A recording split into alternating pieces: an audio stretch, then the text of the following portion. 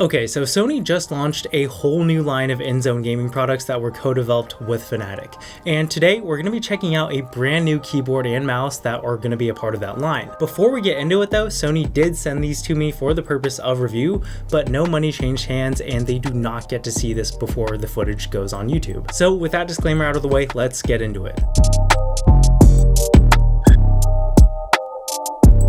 So what we've got here today are the brand new INZONE KBD H75 keyboard and mouse A, names from the same minds that brought us the WH-1000X M6s. So creative. But you know what they say, a rose by any other name, right? And these are indeed pretty sweet. So let's start this off by talking about the mouse. So my first impressions when I saw this was, well, it's a little plain looking. But then I picked it up and I was like, oh, okay, I get it now.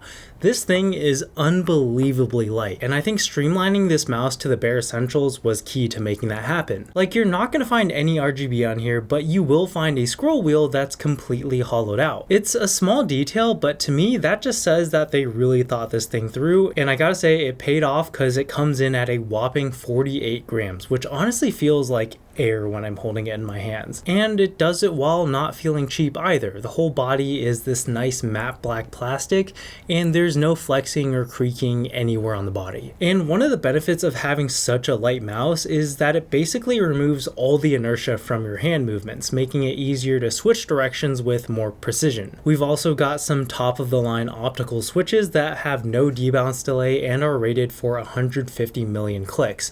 And to go along with that, it has a custom Pixart sensor that can go up to 30,000 dpi, 750 inches per second tracking speed, and can track accurately up to 70 Gs. And I know that's a lot of numbers, but basically all that means is that your human body is going to be the limiting factor pretty much in any scenario, not this mouse. Also, something pretty rare that this has is an 8,000 Hertz polling rate, meaning your inputs are being translated into movement on the screen faster than ever. And it's actually pretty rare for gaming mice to have a polling rate that high. Most are capped at around 1,000. And all of that is adjustable in the desktop app as well.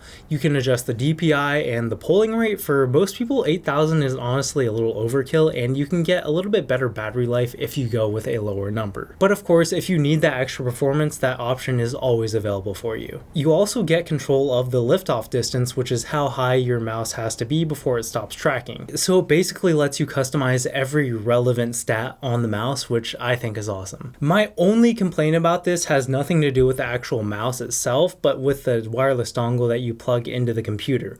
It has this little lit up logo on it, and I'm just not a fan of that.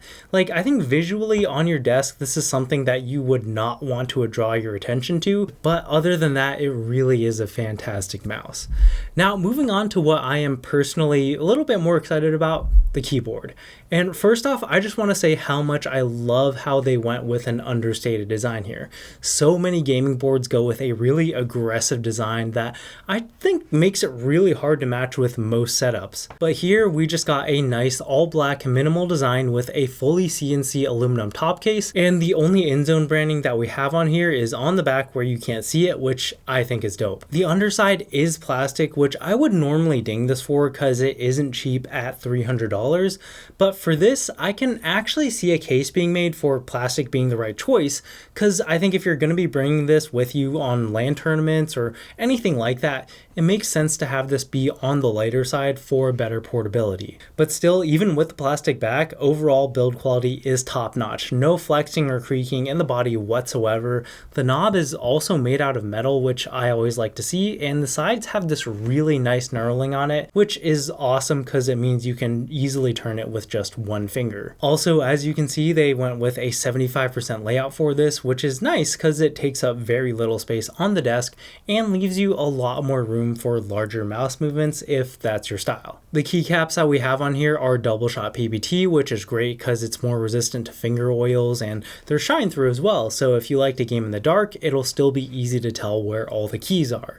And of course, this wouldn't be a modern flagship gaming board without Hall Effect switches, and we've got some here from Gateron. And with them, we of course get all of those great Hall Effect switch features like adjustable actuation points and rapid trigger where the keystroke will reset as soon as you lift off, instead of having to wait for the key to travel all the way back to the top, which is really good for those situations where you need to outmash your opponent. And just like the mouse, this has an 8000 Hz polling rate as well, which makes it so that the keyboard and mouse are a great match for each other and ensures that all your inputs are registered as soon as you make them. One caveat though is that this is wired only, but again, it kind of makes sense given what they're meaning this to be for. They co-developed this with Fnatic, and any pro level gamer is going to use their keyboard wired for the highest reliability and performance.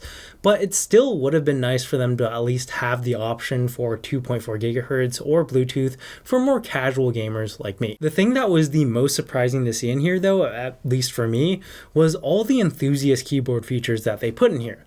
Like this thing is gasket mounted, which is something that you usually don't see from more mainstream brands like Sony. Granted, it is a very firm gasket mount, but it does do its job in limiting vibrations and giving a more forgiving typing experience. Also, I haven't broken this open, but I'm almost sure that they have some sort of sound deadening foam in here, because typing on here actually sounds surprisingly good. And even though the stabilizers don't seem to be pre-lubed, they are actually really smooth already.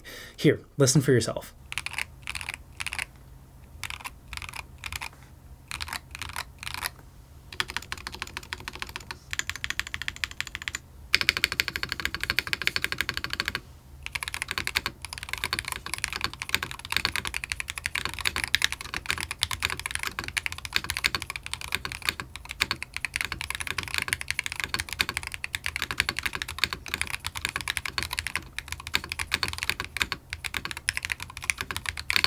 So yeah, honestly really impressed.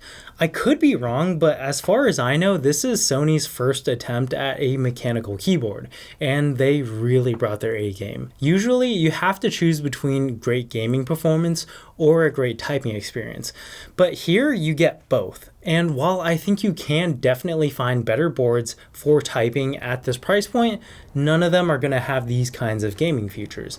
But yeah, really excited to use these more, and great job to Sony on these. If you're thinking of picking one of these up, then links will be in the description. But that's it for this one. Thanks so much for watching, and I'll catch you guys in the next one. Peace.